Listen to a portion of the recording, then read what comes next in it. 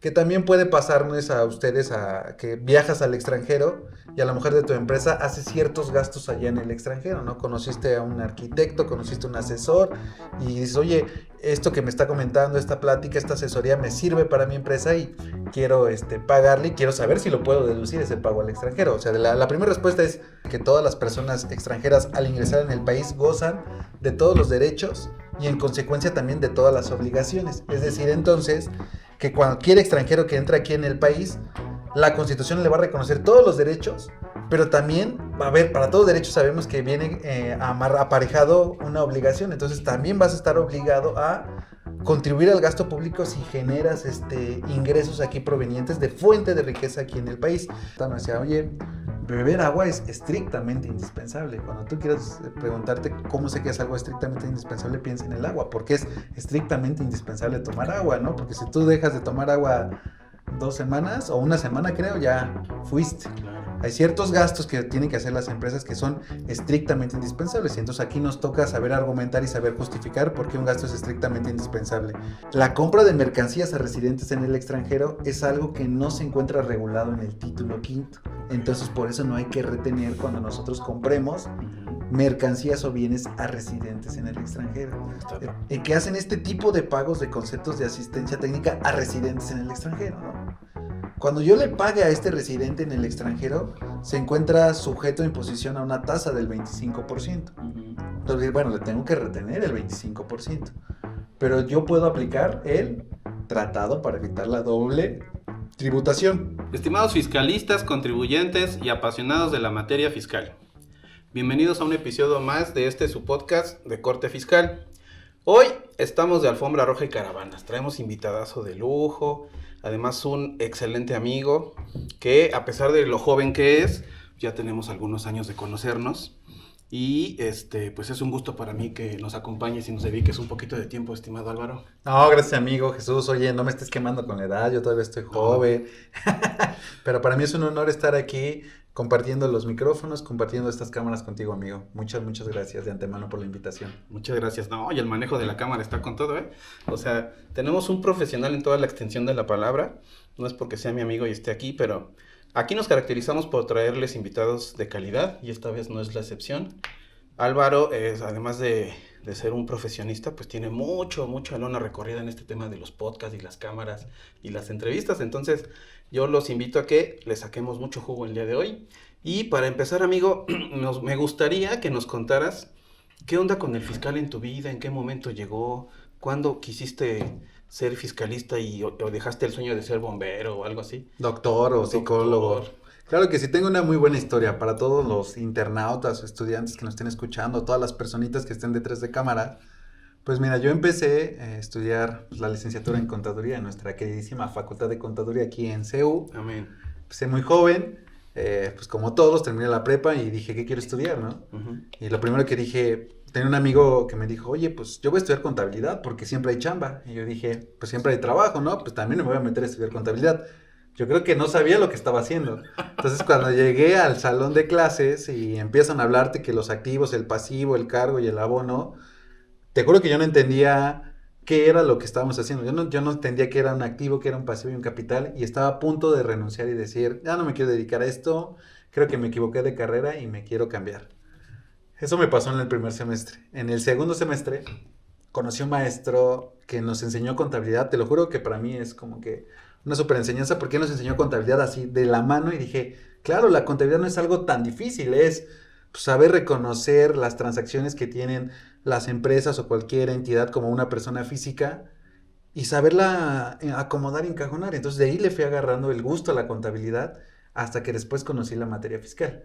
Cuando conocí la materia fiscal, te das cuenta que empiezas a armonizar este tema de la información financiera que tú generas como contador con los textos normativos que son las leyes, ¿no? Entonces tú y yo sabemos y nos hemos estudiado cuando nos aventamos la especialidad en fiscal, que ahí fue donde tuvimos estos acercamientos más profundos con la ley, que tú como persona realizas una actividad, ¿no? Te pones a lo mejor a vender micheladas o a vender ropa, computadoras, y no te das cuenta que eso tiene un efecto financiero que va a hacer que tú obtengas ingresos, que vaya incrementando tu patrimonio, pero que tienes una obligación para con el Estado, que es contribuir. ¿Cómo lo vas a hacer? pues a través de estos textos normativos, y uno de estos textos es la ley del ISR, que entonces te tienes que meter a leer y estudiar, y de ahí me empecé a dar cuenta que esto me empezó a apasionar, el empezar a estudiar estos textos, el empezar a checar todo lo que hacemos en la vida tiene un efecto fiscal, y que hay que contribuir al gasto público, fue lo que llamó la atención y me acabé pues apasionando con esta materia, ¿no? Entonces, para todos aquellos que nos están viendo, es una buena pasión, es una de mis pasiones lo fiscal, porque siempre es cambiante, siempre va evolucionando, así como vamos evolucionando como personas. Hoy en día nosotros como personas somos tan complejos que creamos muchísimos tipos de mecanismos para obtener ingresos, ¿no? Una de las cosas que vivimos fue en la pandemia. Cuando estuvimos en la pandemia, cambiamos la forma de hacer negocios y lo usamos todo ahora a través del celular. Quería comer, pedía un Rappi. Quería pedir un transporte, pedía un Uber. Y eso tuvo un efecto en lo fiscal. Crearon un capítulo específico para grabar a todos los ingresos que se obtienen a través de estas plataformas digitales. Y tiene pocos años que se cambió eso y pues hay que empezar a estudiar y ver todas estas reglas. Con esto lo que les quiero decir es que es una materia muy dinámica, muy apasionada y pues a mí me súper encanta y por eso heme aquí ahora, aquí contigo, platicando de estos temas. Perfecto, amigo. Cuéntanos un poquito, ya para cerrar y conocerte un poquito más sobre tu vida profesional y docente también. De acuerdo. Mira, pues bueno, soy licenciado en contaduría por parte de la Facultad de Contaduría, de ahí estudié una especialidad en fiscal, que es muy recomendable, igual en el posgrado de la Facultad de Contaduría, después me aventé una maestría en Derecho Fiscal y Administrativo en otra escuela que es la Barra Nacional de Abogados, también muy buena maestría. Recientemente me aventé una especialidad en Derecho Fiscal, pero en la Facultad de Derecho. Y soy docente actualmente de la Facultad de Contaduría y Administración. También he escrito ciertos artículos en una revista que se llama Consultorio Fiscal, que también la pueden consultar. Formo parte de una subcomisión fiscal en el Colegio de Contadores, donde también hablamos de estos temas fiscales. Y también capacito a los alumnos del Maratón de Fiscal, que también luego me acompañas ahí, amigo, a capacitar. Y pues por último, pues soy contador independiente, tengo mi propia firma de contadores, pero enfocados en la materia fiscal, y es un poquitito acerca de mi trayectoria, y también soy perito del Poder Judicial. Hago algo que son las periciales contables, que son contestar ciertas preguntas que tienen que ver sobre un caso específico y externar mi opinión en una pericial contable fiscal, por así decirlo. Perfecto. Entonces, ¿Y le vas a la América? No, ¿qué pasó, amigo? ¿No? Ahí sí, ¿Entonces no, a qué le vas? le voy al Cruz Azul, desgraciadamente. Bueno, quiero decirles que esa es una característica que todos los fiscalistas pueden tener, que seguimos allí aferrados y a pesar de todo seguimos y seguimos. Pero hay luego otras personas que le van a la América, yo espero que enderecen su camino y todo, pero ese sería... Yo pensé que la perfección existía, ibas tan bien que nada más te faltaba decir eso, pero bueno, quiero rescatar de lo que estás diciendo que indudablemente el docente que se encuentra enfrente de un grupo es el que le marca el destino muchas veces a sus alumnos, ¿no? No es tanto el alumno cuando pensamos que, híjole, esto no es para mí, estamos fallando. Me pasó exactamente igual. Es el maestro luego que te encuentras enfrente, el que dices, mira, pues no estaba tan fácil, ¿no? Esa capacidad de enseñar, de transmitir conocimiento, y yo sé que es algo que a ti te caracteriza, definitivamente, de los mejores maestros de la facultad.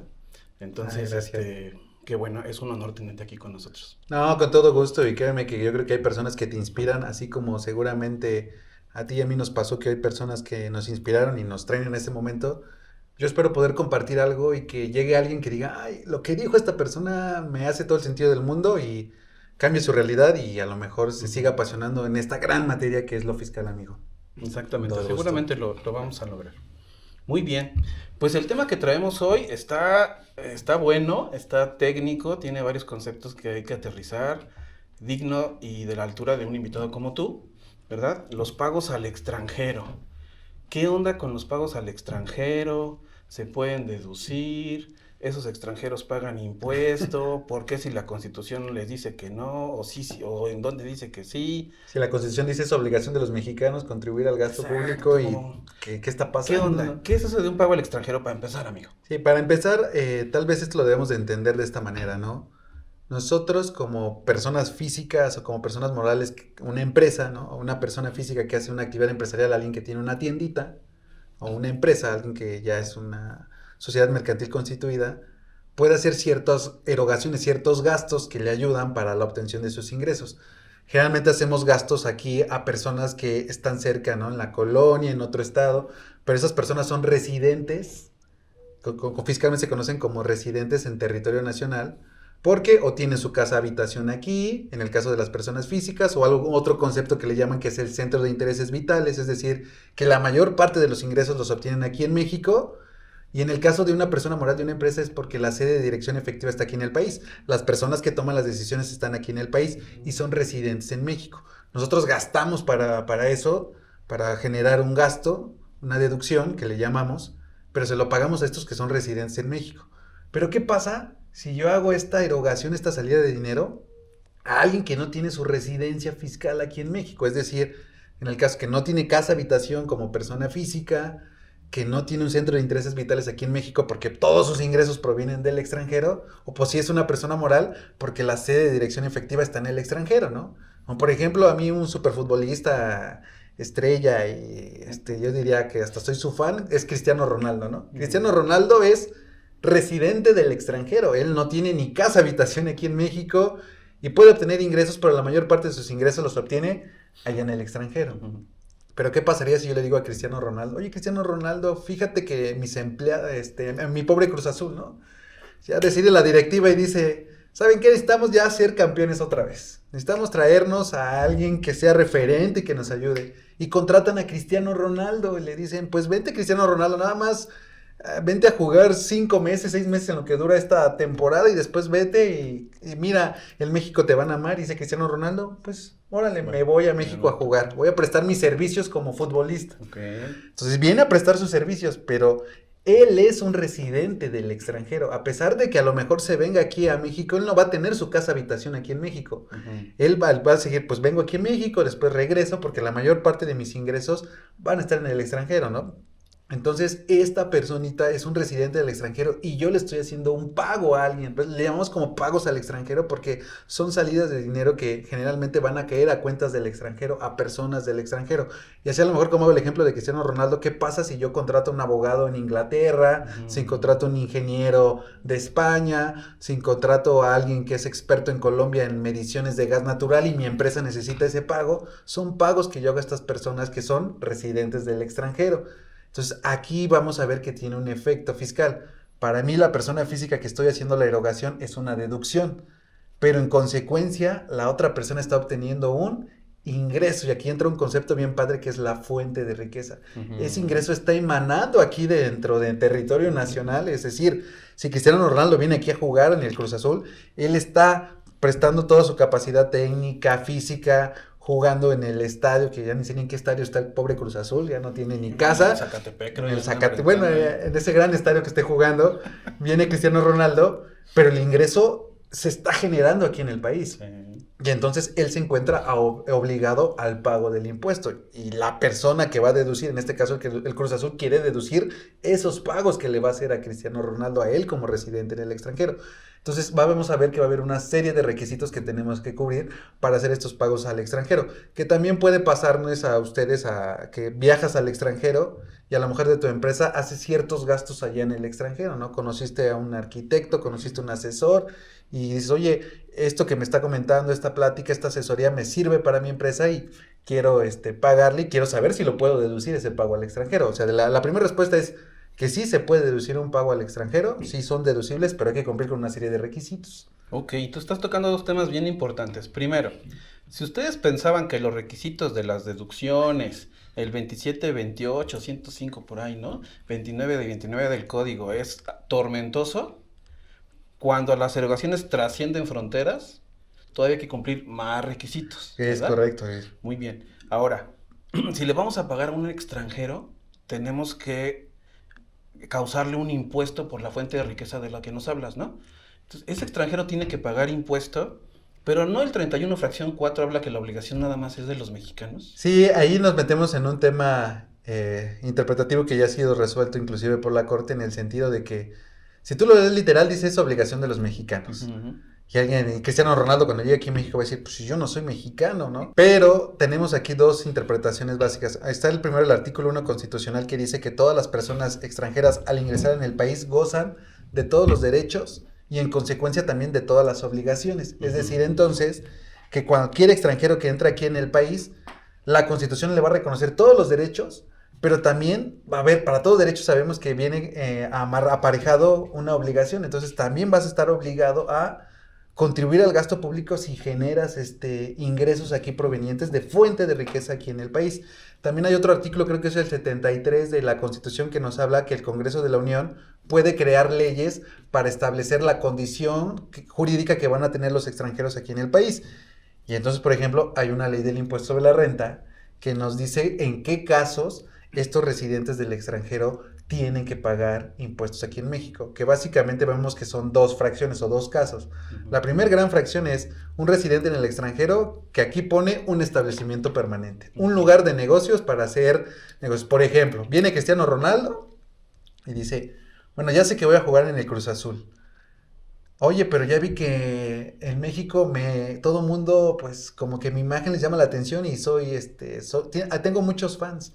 Voy a ponerme a vender playeras con mi logo de Cristiano Ronaldo y abre un pequeño local aquí en la Ciudad de México.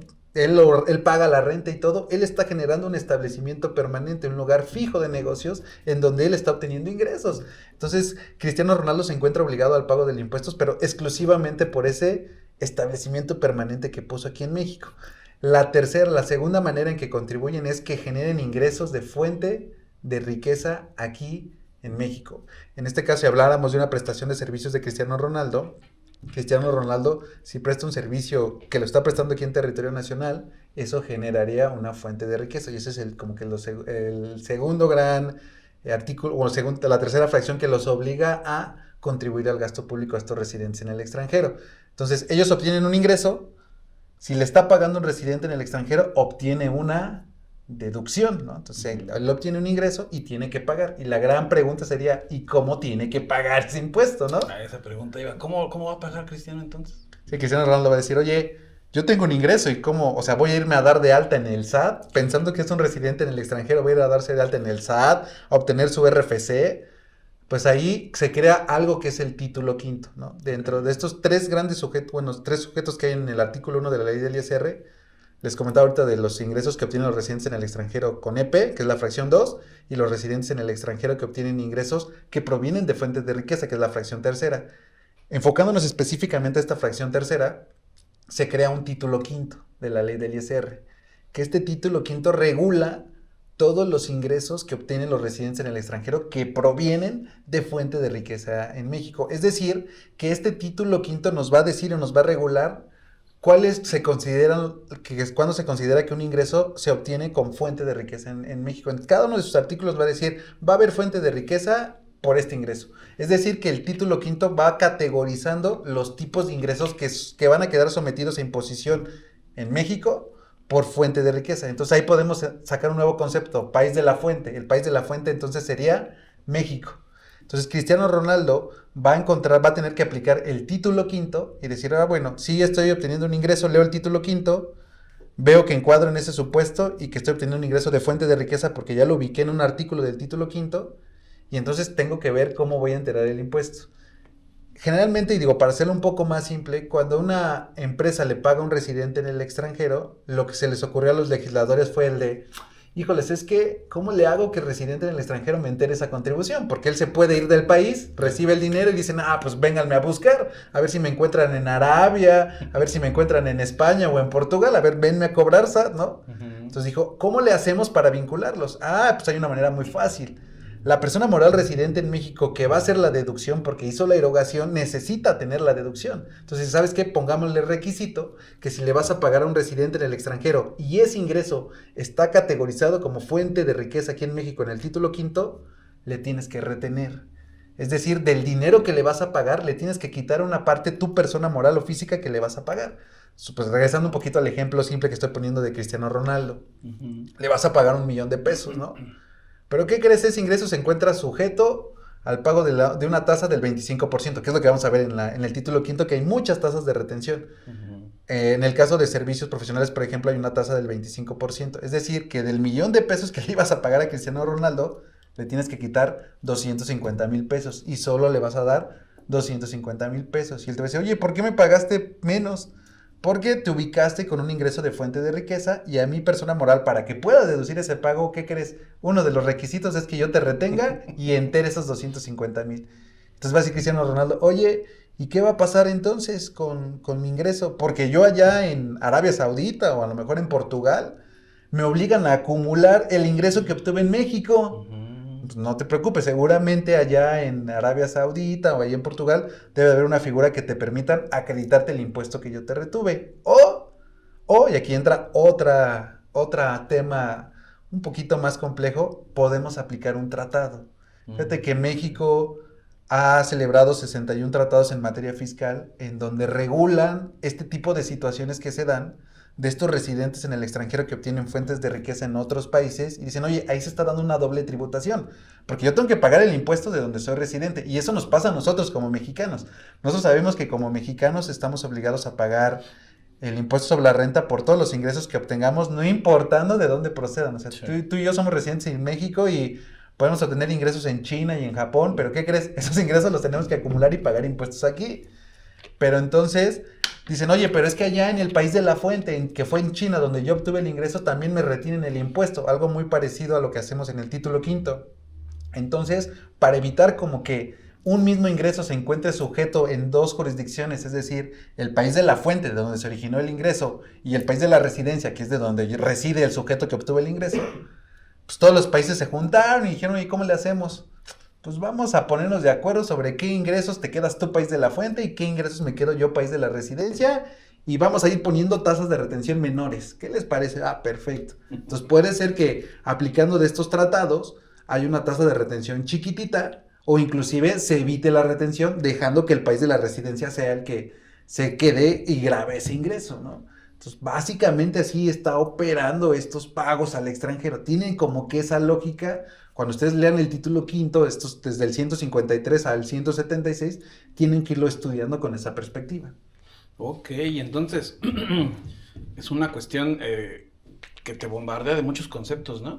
Es tratado internacional, fuente de riqueza, residencia, residencia, renta mundial, que ahorita platicamos del ingreso, todos los ingresos de renta mundial, todos esos conceptos que ahorita muy bien los acabas de señalar y puntualizar, son criterios de sujeción tributaria, es decir, son criterios mediante los cuales todos los fiscos o todos los países someten a imposición primero a las personas que son naturales de su país, ¿no? A los residentes de su país y a los residentes en el extranjero. ¿Cómo te someto a imposición? Creando un concepto que es la residencia fiscal. ¿Cómo te someto a imposición?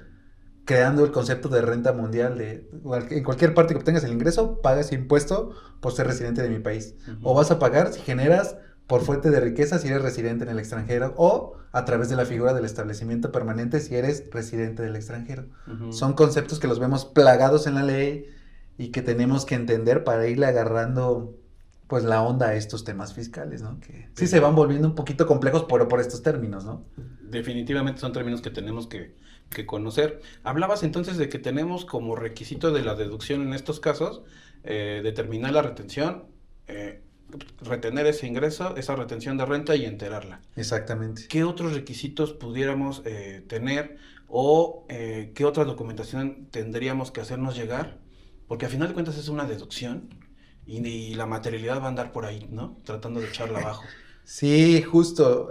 Fíjate que los requisitos más importantes que yo diría de un pago al extranjero, entre otros, no quiere decir que esto es enunciativo más no limitativo, exacto, pero puedo decirles que de manera particular, para que vayan ahí como que haciendo un examen crítico cuando hagan pagos al extranjero, qué requisitos deben de cumplir.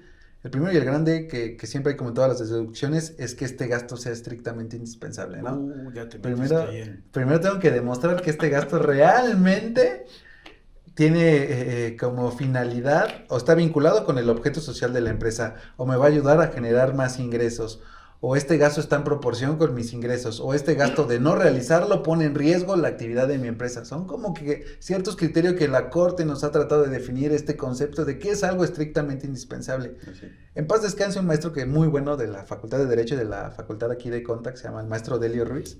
Él decía algo muy acertado, decía, oye, beber agua es estrictamente indispensable. Cuando tú quieras preguntarte cómo sé que es algo estrictamente indispensable, piensa en el agua, porque es estrictamente indispensable tomar agua, ¿no? Porque si tú dejas de tomar agua 2 semanas o una semana creo, ya fuiste. Claro. Hay ciertos gastos que tienen que hacer las empresas que son estrictamente indispensables y entonces aquí nos toca saber argumentar y saber justificar por qué un gasto es estrictamente indispensable.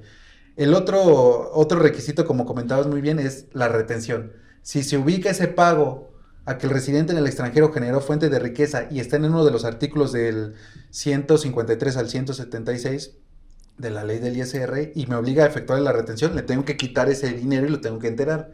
Si el fisco se entera que yo no enteré esa retención, esa erogación va a ser no deducible y aparte me va a cobrar la retención. Okay. El siguiente requisito es, tiene que ver con celebrar un contrato, o sea, tener un contrato donde yo, este acuerdo de voluntades con mi contraparte, vaya demostrando algo que le llamamos como que el entregable, ¿no?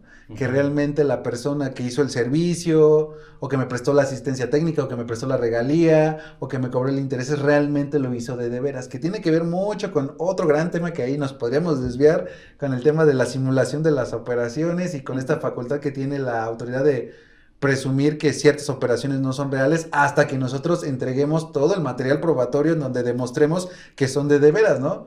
Por ejemplo, yo podría estar ahorita aquí en el programa y me puede decir mi novia, oye, ¿cómo sé que fuiste al programa, no? ¿Qué se me hace que no estabas ahí en el programa? Pues la materialidad o la entregable va a ser la grabación de este programa, ¿no? Las fotos donde le voy a decir, mira, de verdad estaba yo en el programa, te juro que estaba en el programa. O puedes cambiar de novia porque... Bueno, es un supuesto, o sea, no estoy diciendo que sea algo de la vida real. ¿Qué proyectos? No, tú quieres que me cuelguen, ¿verdad? Pero justo, este es otro requisito, el tener estos entregables. Fíjate que otro requisito que ha sido muy cuestionado, porque estamos hablando de residencia en el extranjero, es contar con un comprobante fiscal. Eso te iba a decir, el CFDI. ¿Qué vamos a hacer? ¿Vamos a llevar a Cristiano Alzada que ponga sus huellitas, su ojito y nos expida un comprobante? ¿Cómo vamos a solventar ese CFDI? Ese tema es bien controvertido porque, por ejemplo, en el caso de prestación de servicios, arrendamiento y creo que hay otro ingreso que se me fue, sí dice expresamente que debes de expedir un comprobante fiscal. El artículo 27, fracción tercera también dice que deben de tener las deducciones un comprobante fiscal. Pero nos metemos a un problema súper práctico.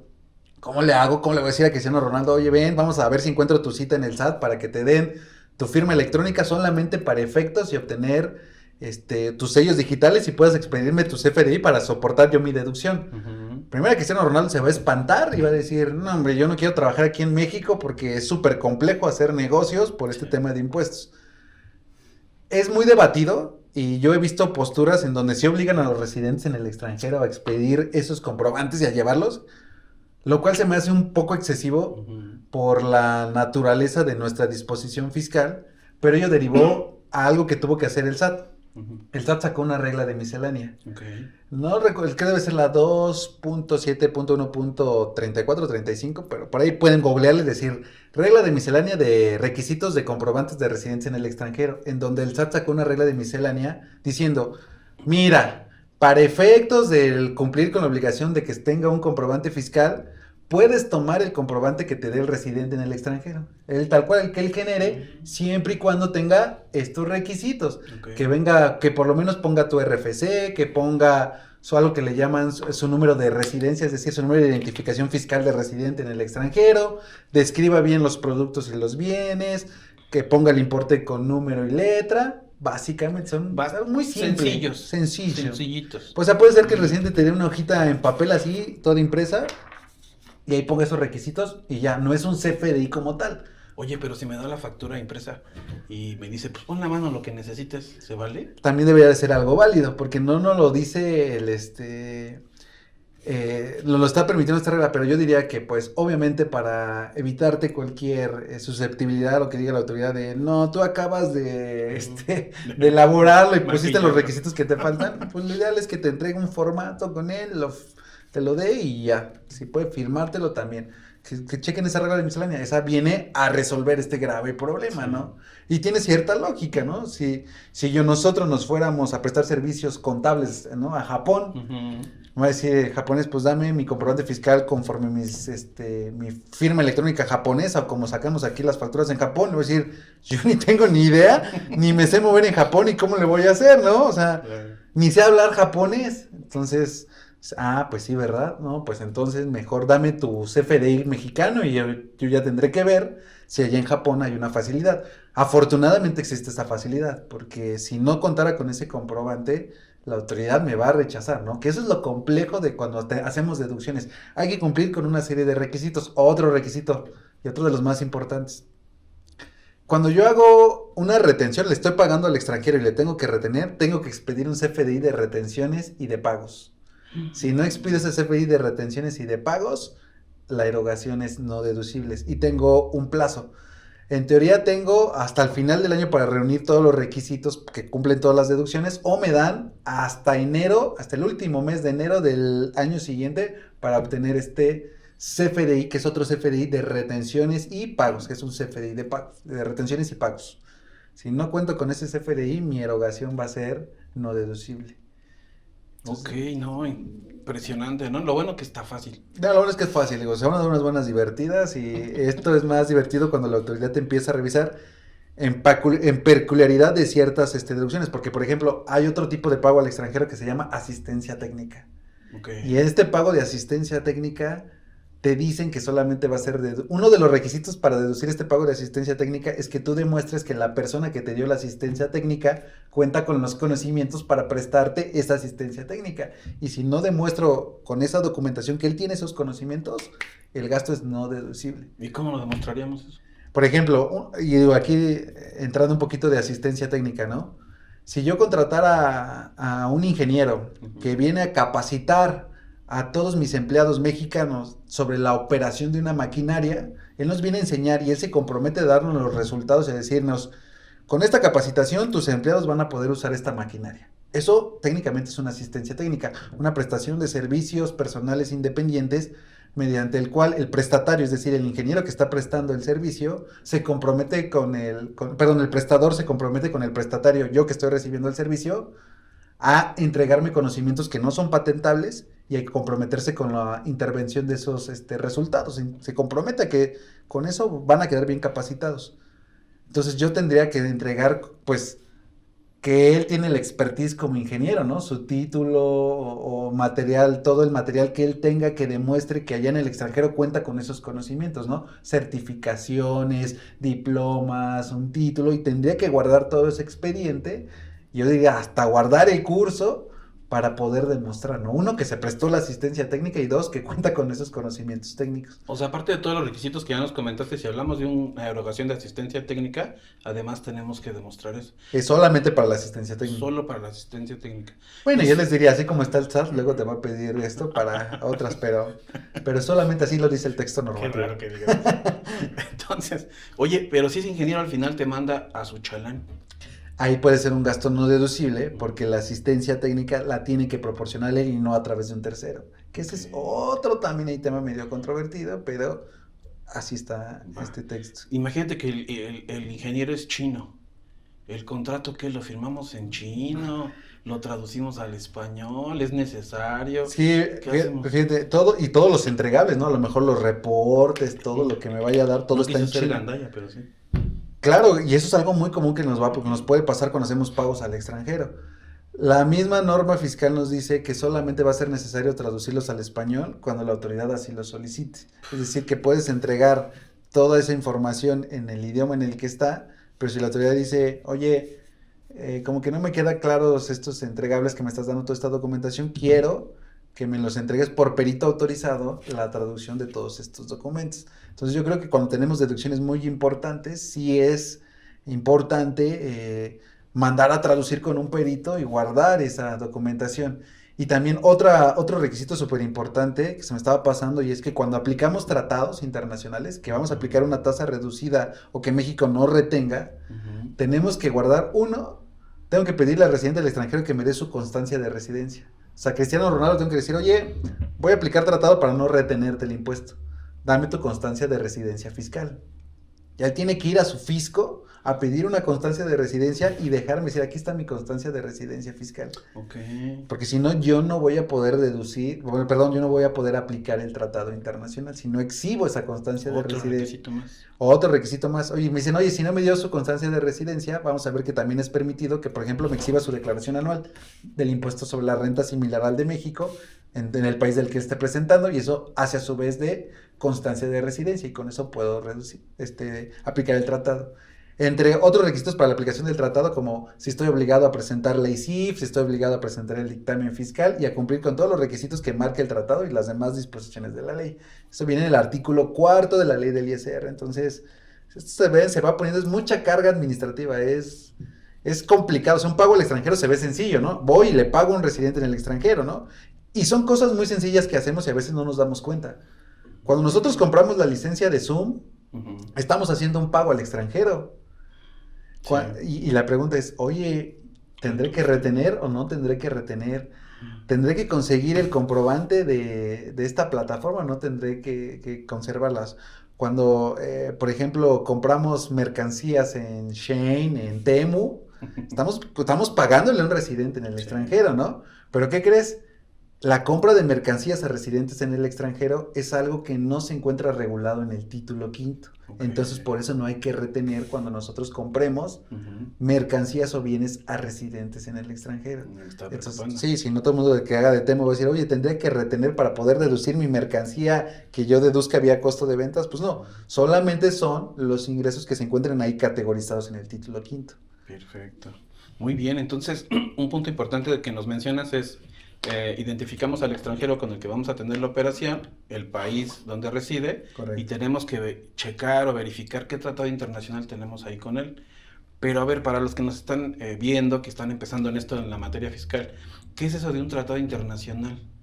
Ok, bueno, un tratado internacional es un acuerdo que se hace entre dos estados. Cuando me refiero a dos estados, no me refiero al estado de Oaxaca y al estado de México, no, me refiero a dos estados por la figura jurídica del estado, en este caso los Estados Unidos mexicanos, contra, por ejemplo, el gobierno de China. Se sientan a negociar. Hay tratados en materia comercial donde fijan de los aranceles, ahorita que está muy de moda todo este rollo de los aranceles. Sí. Se sientan para ver todas estas prácticas comerciales, pero también se pueden sentar para regular temas en materia fiscal.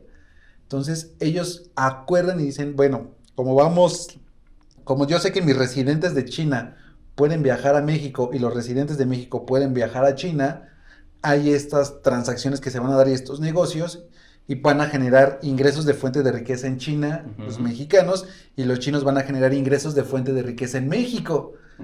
Y pues ese ingreso va a encontrarse sometido tanto por el país de la fuente, que puede ser China o México, o por el país de la residencia, que puede ser China o México. Entonces, para evitar eso, crean estos acuerdos bilaterales entre estos dos países para ponerse de acuerdo sobre ciertas categorías de renta, hacer una tasa de reducción mínima del impuesto o dejarle la potestad tributaria al país de la residencia. Entonces, son mecanismos que buscan evitar la doble tributación. Eso te puede decir que fue como la teoría de hace unos 10 años que estos acuerdos se creaban para evitar la doble tributación, pero hoy en día están evolucionando a acuerdos para evitar la doble no tributación. Ah, caray. Ajá, son acuerdos que realmente lo que están evitando es la doble no tributación. ¿Por qué? Porque podría pasar que un residente del extranjero llega aquí y dice, oye, derivado de la aplicación del tratado, no me tienes que retener. Sí. Va, no te retengo. Y en su país de residencia ese ingreso no está grabado. Entonces ese ingreso ni pagó en México ni pagó en el país de la residencia. Entonces ahí pasó una doble no tributación. Y ese fue derivado del tratado. Entonces todos los tratados, realmente lo que las grandes teorías ahorita que se están llevando es que tienen que evitar una doble no tributación. O que paguen México, o que paguen el México país de la fuente, o que paguen el país de la residencia. Y esto tiene que ver mucho con estas grandes empresas totototas que todo el mundo hemos visto como, digo, por decir marcas. Que ojalá paguen regalías aquí. Ojalá nos patrocinen. Google, Starbucks, Uber. Eran países que realizaban ciertas transacciones y que en los impuestos donde generaban ingresos pagaban impuestos chiquititos o no pagaban tasas muy pequeñas. Todo eso generó algo que se llaman las acciones BEPS, la erosión de la base gravable y el traslado de utilidades, recomendaciones del BEPS, que hoy en día las vemos plasmadas en nuestras legislaciones tributarias que buscan precisamente evitar que no se paguen los impuestos o evitar que haya un nulo pago de impuestos en algún país. Es decir, que a alguien se le ocurra, porque se les pasó, hubo grandes empresas que crearon ciertas estructuras que lo que hacían era no pagar impuestos. Entonces, justamente por eso los tratados han evolucionado a ser tratados que buscan evitar la doble no tributación, que tiene que ver mucho con lo que habían platicado la vez pasada con Tamara, del MLI, que busca como que estos temas. Les recomiendo que escuchen ese podcast porque está muy bueno y les puede ayudar a complementar como esta parte de los tratados y el MLI y estos acuerdos para evitar esta doble no tributación.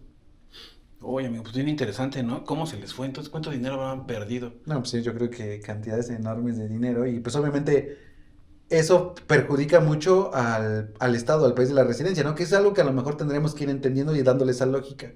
¿Qué pasa cuando México no se lleva la retención al residente del extranjero? Es decir, no le retiene. Es un dinero que no entra a las arcas del fisco mexicano y es un dinero que se lleva ¿quién? El residente en el extranjero. Y tal vez para esto debemos entender, ¿no? Que cuando México se sienta con otros países, hay países muy ricos y muy poderosos. Francia con Inglaterra dicen, oye, pues tú y yo, ¿para qué obligamos a retenerle a nuestros extranjeros? ¿Qué tú y yo, pues te parece si acordamos mejor no retenerlos? Pues sí, somos los dos países ricos, no nos conviene. Pero México es un país en vías de desarrollo.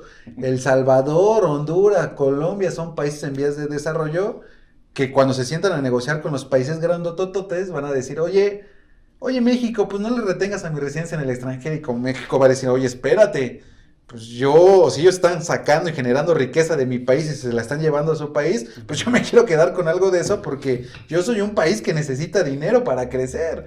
Ustedes son países ricos que entre ustedes hacen sus negocios, no lo necesitan y yo México sí, ¿no? Entonces, cada vez que nosotros hacemos que un residente en el extranjero no se le retenga, lo que se está pasando es que ese dinero no entra a las arcas del fisco mexicano, ¿no? Y esto también causa otra controversia y económica porque muchos dicen, bueno, entonces es que si encarecemos y generamos que les tengamos que retener a los residentes en el extranjero, los residentes en el extranjero ya no van a querer venir aquí a México a prestar sus servicios y a generar ingresos y riqueza, ¿no?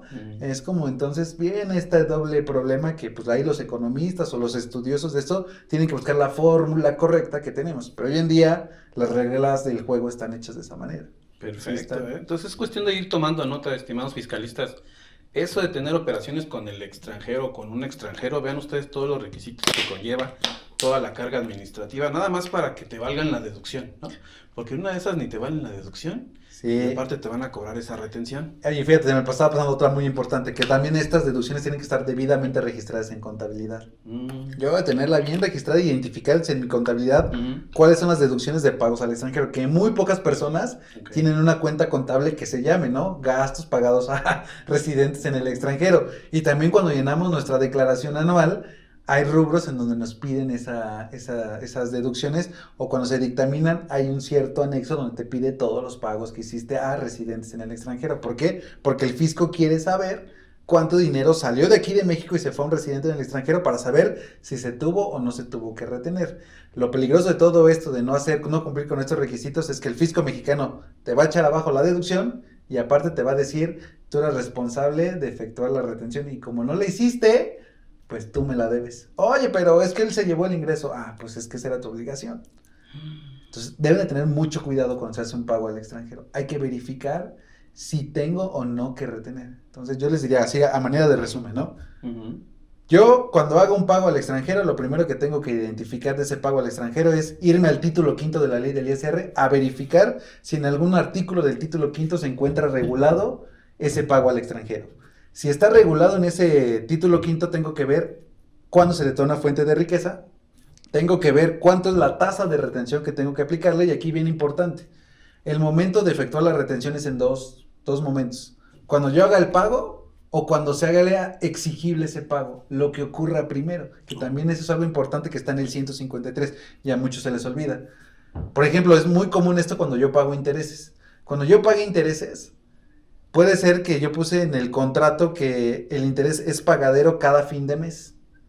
Es decir, cada fin de mes tienes que pagarme el interés al residente en el extranjero. Pero resulta que llegado el fin de mes no había flujo y no le pagué. Y entonces muchos dicen, como no le pagué, no tengo que efectuar la retención. Eso sería una total mentira, porque la ley dice que se tiene que retener cuando lo pagues o cuando sea exigible. Y algo que es exigible es cuando ya no te puedes rehusar conforme a derecho a no pagarlo. Ya en el contrato ahí quedó señalado. Entonces, hay que ver ese tema para entonces ver la tasa de retención, aplicar la tasa de retención y ver si el momento era cuando lo pagué o cuando fue exigible, cumplir con todo, bueno, ya si voy a aplicar la tasa de retención, voltearme a ver al tratado internacional para ver si hay una tasa de retención menor, se aplica el tratado, cumplir con los requisitos del tratado y después guardar toda la documentación soporte de esa deducción. Eso sería como que el ciclo completo y a manera de resumen de cómo funcionaría un pago al extranjero, lo que tendría que soportar y lo que tendría que hacer, como la mecánica así simple, ¿no? No, pues muy bien resumido por ti, amigo. ¿Lo haces ver tan fácil? Parece fácil. Pero híjole, sí está complicado. Para ir cerrando, amigo, vamos a hablar de un concepto que es muy utilizado, incluso para efectos fiscales, deducir, no hacer retenciones. La asistencia técnica y los beneficios empresariales. ¿Qué es eso de la asistencia técnica y por qué hay quien lo considera beneficio empresarial? Fíjate, comentaba ahorita, ¿no? Que la asistencia técnica es un ingreso que está regulado en el artículo 167 de la ley del ISR, que nos habla que los pagos por concepto de asistencia técnica, si quien paga los pagos es un residente de México, eso se considera que hay fuente de riqueza aquí en México. Para entender el concepto de asistencia técnica hay que remitirnos a otro texto normativo que es el 15B del Código. En el 15B del Código nos dice lo que comentaba más o menos, ¿no? Que la asistencia técnica es una prestación de servicios personales independientes en el que el prestador de este servicio transmite conocimientos no patentables y se compromete con el prestatario, quien recibe el servicio, a los resultados o a intervenir en la prestación del servicio, ¿no? Cuando, por ejemplo, he tratado de explicar este concepto de asistencia técnica, les digo, imaginemos mi coche, ¿no? Mi coche se descompone y si yo contrato al mecánico y le digo, arréglame el coche, es una prestación de servicios. Él viene y me arregla el coche. Si yo le digo al mecánico, oye, capacítame y enséñame y dime cómo tengo que arreglar el coche y comprométete que sí, le voy a aprender, eso es una asistencia técnica. Okay. Entonces, este es uno de los pagos muy comunes que hacen las personas morales, también lo pueden hacer las personas físicas, pero lo he visto más común en personas morales, en que hacen este tipo de pagos de conceptos de asistencia técnica a residentes en el extranjero, ¿no? Cuando yo le pague a este residente en el extranjero, se encuentra sujeto a imposición a una tasa del 25%. Entonces, bueno, le tengo que retener el 25%, pero yo puedo aplicar el tratado para evitar la doble tributación. Y aquí vamos a tener 3 categorías, así de manera muy simple. La primera, que en el tratado internacional exista de manera categórica un artículo que hable sobre la asistencia técnica, como es el caso con Jamaica. En Jamaica tenemos un artículo, creo que es el 16, que te habla que la asistencia técnica se encuentra grabada a la tasa del 10%. Entonces digo, le iba a pagar a una persona residente de Jamaica $1,000,000 por asistencia técnica, en lugar de retenerle el 25%, con el tratado de Jamaica le retengo el 10%. Okay.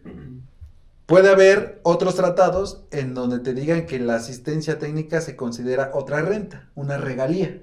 Puede haber otros tratados que te digan, ¿qué crees? La asistencia técnica es una regalía. Y dentro de este concepto de regalía entra la asistencia técnica y retiene el 15%. Apliqué otro tratado y vi que ahí le daban el tratamiento de asistencia técnica. O puede haber otro tratado que me diga, la asistencia técnica se considera como una actividad profesional, un servicio profesional. Y este tratado diga que hacer un servicio profesional, los servicios profesionales no se pueden grabar por el país de la fuente. Y no el retengo. Y entramos al problema medular. Hay tratados en donde no existe la categoría expresa de asistencia técnica. Por ejemplo, con el de Estados Unidos, que es nuestro principal socio comercial. No viene. En ninguno de sus artículos viene un texto que diga que la asistencia técnica se encuentra regulada a X tasa. Entonces, ¿qué es lo que va a pasar? Hay un artículo 7 que tú ahorita comentabas, el beneficios empresarial o el business profit le llaman, por su acrónimo en inglés, no por lo que significa en inglés, que son beneficios empresariales. Muchos interpretan que la asistencia técnica, al no estar categorizada en ninguno de los artículos del tratado, es un beneficio empresarial. ¿Por qué? Porque este artículo de beneficio empresarial dice que todos los beneficios empresariales que generen las empresas solo se someten a imposición solo se pueden someter a imposición en el país de la fuente si se genera a través de un establecimiento permanente. Si no, todos los beneficios que deriven de empresariales son grabados en el país de la residencia. Entonces dicen, oye, la asistencia técnica es un beneficio empresarial, es una renta que genera una empresa, es una renta que genera una persona física, y como no se está generando a través de un establecimiento permanente, solo queda sometido a imposición en el país de la residencia, y México no lo puede someter a imposición. El artículo 7 de todos los tratados es la cláusula de oro de los tratados. Todo mundo quiere que su pago al extranjero entre en el artículo 7. Pero considero que esa es una interpretación errónea. Okay. ¿Por qué? Por dos principales argumentos. Todos los tratados tienen un artículo 3, que nos dicen que cualquier concepto que no esté definido en el tratado, tenemos que acudir a la legislación interna del país. En este caso, si estoy haciendo un pago de asistencia técnica, en el tratado ya quedamos que no viene categorizado. Y entonces me dice, remítete a tu legislación interna. ¿Y qué crees? En el 167 y el 15b nos dice que se considera asistencia técnica, pero también tenemos un artículo, el 176, que nos dice que la asistencia técnica no puede ser considerado una actividad empresarial. Todo, nos dice el 176, todos los ingresos que están en el título quinto, todas esas categorías de renta, todos ellos, no son una actividad empresarial. Todos los ingresos que estén ahí no son una actividad empresarial. Y el SAT creó una regla de miscelánea en donde dijo, lo que se entiende por beneficio empresarial es lo equivalente a actividad empresarial. Y quedamos que el artículo 3 de los tratados nos remita a nuestra legislación interna. Con eso entonces estaríamos entendiendo que la asistencia técnica no puede ser un beneficio empresarial, y entonces queda sometido a imposición a México a la tasa del 25%. Pero sería un argumento muy fuerte y muy debatible y todo, pero creo que el argumento así, el que realmente da como que el clavo al ataúd, es que México tiene un artículo que se llama, todos los tratados tienen el artículo de otras rentas, 59 de los 61 tratados tienen un artículo que se llama otras rentas, y ese artículo de otras rentas nos dice que todas las categorías de renta que expresamente no están categorizadas en el tratado van a someterse a imposición conforme a la legislación doméstica del país de la fuente, es decir, conforme a lo que señale México. Y México sí graba la asistencia técnica de un residente en el extranjero en el título quinto, en el artículo 167. Entonces queda retenido al 25%, tengo que efectuar la retención. Y eso tiene que ver con un tema de cómo se interpretan los tratados. Los tratados se interpretan de buena fe partiendo del texto literal y de su contexto. Si yo no encuentro de manera así expresa la definición de qué es asistencia técnica, tengo que irme a su contexto. Pero dentro del contexto están los comentarios al modelo de Laude, que son una fuente de interpretación auténtica de los tratados. Y dentro de eso encontramos cómo dio el nacimiento a este artículo de otras rentas, en donde nos trata de decir, o nos dice que pues lo que buscaron los países fue aquellas categorías de rentas que no queden claras ahí en el tratado, se van a regular conforme a la ley interna del país que las está originando, y tiene cierta lógica, ¿no? O sea, yo, país que estoy originando ese ingreso, a mí me conviene, como les comentaba, ¿no? A México, ¿qué le conviene? Pues quedarse con ese ingreso, porque México es un país que está en vías de desarrollo, no es un país rico que puede decir, pues a mí no me importa. De hecho, ustedes pueden ver en países grandes cuando lean los tratados, un México, Alemania, Francia, van a ver que entre ellos, pues hay ciertas categorías de renta que ellos dicen, la asistencia técnica no nos importa, o sea, la dejamos para que no lo agrave ninguno de los dos, pero a México claro que le importa. Y tiene que ver mucho con cómo se crean los tratados. Hay dos tipos de modelos, el modelo de Laude y el modelo de la ONU. El modelo de Laude como para países muy ricos, y el de la ONU, pues países que andamos en vías de desarrollo como México, ¿no? Pero básicamente es lo que te diría, que en mi opinión, y ya también hay precedentes del Tribunal Federal de Justicia, uno que salió en el 2024, si mal no recuerdo, en donde sí la asistencia técnica es un concepto que sí debería de estar grabado conforme a título quinto. Yo sé que muchos fiscalistas y muchos van a decir, no, pero ¿cómo es posible que digas esto?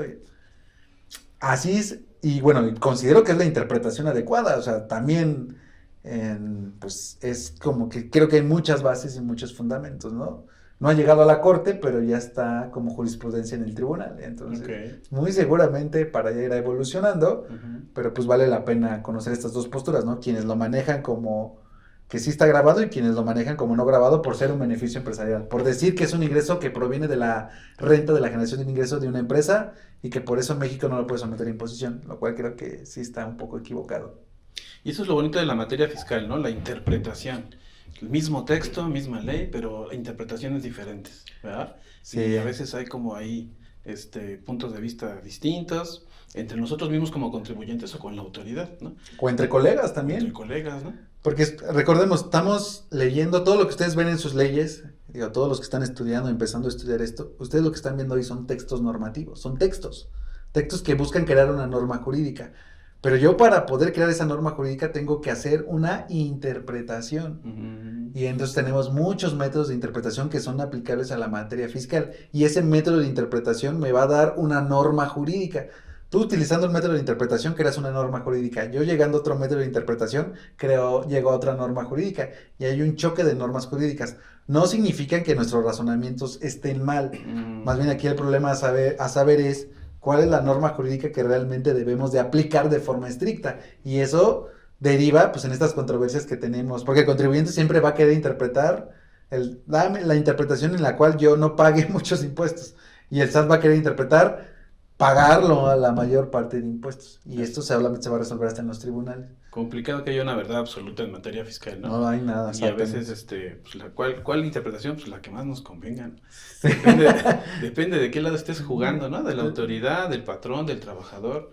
Pero me da gusto que lo inspires así de modo de buena fe, siempre con la ética, y pues, si nos toca pagar, pues hay que pagar. Claro, o sea, yo creo que ya se los comentaba, ¿no? Lo comentabas muy bien al inicio, es obligación de los mexicanos contribuir al gasto público. Ahí no dice, es obligación de los mexicanos buscar si quieres contribuir o evadir, ¿no? O sea, yo sé que todos determinamos nuestros impuestos bajo algo que le llamamos la autodeterminación. No viene el SAT y nos dice, súmale y réstale. Pero se trata de eso, de contribuir, saber contribuir y hacerlo de esta manera proporcional y equitativa, ¿no? Entonces tenemos que ser muy cautelosos cuando tomamos una postura muy agresiva donde estamos interpretando el no pagar. Realmente tener los fundamentos y todos estos elementos, ¿no? Es algo que nosotros durante toda nuestra formación nos han dicho y creo que es algo que debemos de reiterar, ¿no? Cuando digamos o aseveramos algo debemos de tener como que ciertos fundamentos de por qué lo estamos diciendo, no nada más es porque yo lo pienso, lo creo o lo estoy sintiendo, ¿no? Yo he tratado de decirles más o menos los textos normativos que van sustentando como los razonamientos a las interpretaciones a las que vamos llegando, ¿no? Y eso es lo importante, fundamentar todo eso para soportar tu argumento, ¿no? Exacto. Amigo, pues has abordado muy bien el tema de pagos al extranjero, lo has hecho breve, llano, simple. Me da mucho gusto que hayas compartido aquí tu conocimiento con todos los fiscalistas que nos están viendo. Por último, ¿qué consejo le puedes dar a aquellas personas que están adentrándose a esto de la materia fiscal y a los que andan ahí todavía como pues estudiando y queriendo ejercer esto? Pues creo que un gran consejo que les daría es que lean mucho, se trata mucho de lean y de todo, ¿no? Segundo, que también vean muchos libros sobre interpretación, que es muy importante, y que siempre estén al pendiente de todos estos cambios que se van dando en materia fiscal. Todas se pueden ir buscando como las iniciativas, los diarios de debate de todas estas normas, y también que no piensen que esto es muy complejo, esto es algo más bien de irse adentrando poco a poco, irlo practicando, y pues si estás empezando tu vida fiscal, pues también estar trabajando, o sea, ya estar laborando en algún despacho. Nunca va a haber un despacho pequeño o menor, ¿no? Así como sabemos que hay las 4 grandes firmas, siempre va a haber otro despacho en donde puedes aprender de esto y conocer las experiencias que ya tienen personas que ya estamos ejerciendo y dando nuestras interpretaciones y nuestras conclusiones y creando papeles de trabajo. Siempre es importante ir como que acomodando toda esta teoría que vas aprendiendo en la escuela con la práctica. Y la única manera es trabajando. Y sé que puede ser un poco complicado porque pues luego los sueldos no son tan buenos. Bueno, ya creo que no nos tocó como nosotros que nos pagaban con experiencia y tus horas extras con pizza. Nos forjamos. Nos forjamos, ahí te quedabas hasta las 2, 3 de la mañana presentando anuales, ¿no? Pero bueno, así es este tema, ¿no? Entonces ahí es como que un pequeño consejo para todos los que nos ven.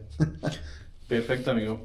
Quiero agradecerte tu tiempo, el conocimiento que nos compartiste y darte muchas gracias en el podcast por tu tiempo y por todo lo que nos has dicho, los consejos.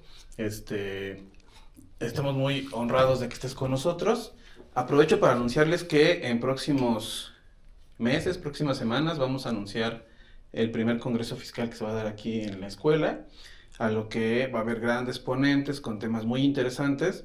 Álvaro va a ser uno de ellos, con un tema que está pero muy bueno. Entonces, si gustan de conocer más de su experiencia, va a estar por acá en el Congreso. Sí, y digo, están invitados, la verdad es que va a ser un super congreso, creo que van a venir muchos invitados y pues para conocer de viva voz muchas cosas en materia fiscal que les pueden enriquecer mucho su práctica y pues aprovechen, ¿no? Como que esta gran oportunidad que se está abriendo de conocer y escuchar a grandes ponentes en la materia fiscal. Así es. Amigo, tus redes sociales, teléfono, algo, si alguien te quiere contactar. Claro que sí. Bueno, pues miren, a mí me pueden encontrar en LinkedIn como Álvaro Martínez Rodríguez. También me pueden encontrar en el despacho, se llama SSMIA y asociados.com. Y pues ahí les puedo dejar un correo por cualquier duda o algo, es twoalvaro@hotmail.com. Es como mi correo personal por cualquier inquietud o algo, con todo gusto. Si algo no quedó aquí como claro o alguien tiene un argumento, otra expresión, pues bienvenido, ¿no? Creo que en esta materia siempre se trata de compartir lo que uno va viviendo, todo lo que uno va aprendiendo y siempre se acaba aprendiendo, diario uno aprende algo nuevo y siempre es bienvenido cualquier comentario. Ok, de todos modos, al calce del video vamos a poner tus datos. Me parece perfecto. Para cualquier persona que esté interesada en contactarte. Pues ya lo vieron ustedes, un profesionista, un fiscalista en toda la extensión de la palabra. Un gusto contar con tu amistad y aquí también con tu presencia. No, te lo contrario, es un honor de verdad compartir esto. O sea, algo que podría decir al final es que para mí es un honor y un orgullo y siento muy padre el hecho de nosotros estar en este momento ahora, cuando hace ya algunos años salíamos de tomar nuestras clases, comprábamos nuestras papitas y íbamos ahí platicando de, ay, ¿cómo ves esto en el futuro? Pues quién sabe qué va a pasar, ¿no? Sí. Entonces, de verdad, esta es un área muy importante, muy apasionante y es algo que no te imaginas lo que puedo estar haciendo dentro de 10 o 15 años. Entonces, no piensen que es algo difícil, de verdad, no se desesperen y sean constantes y hagan de esto un hábito, ¿no? Perfecto, muchas gracias. Con todo gusto, amigo. Bueno, en nombre del Centro Universitario de Estudios Jurídicos, del Colegio de Profesionistas con Posgrado y del despacho Cid del Prado y Asociados, les agradecemos su presencia. Hasta la próxima. Tu dinero se mueve en un sistema con reglas, algunas claras, otras escondidas entre párrafos de leyes que pocos leen. Así funciona el dinero. Cada transacción, cada negocio, cada ingreso tiene un jugador invisible: los impuestos. Un error y pagas de más. Un movimiento inteligente y pagas lo justo. Lo curioso es que el sistema ya decidió cuánto debes, aunque tú ni te enteres. Hola. Soy el maestro Jesús Cid, docente del Centro Universitario de Estudios Jurídicos, miembro del Colegio Nacional de Profesionistas con Posgrado y director general del despacho Cid del Prado y Asociados. Bienvenido a Corte Fiscal, donde el dinero y la ley se encuentran.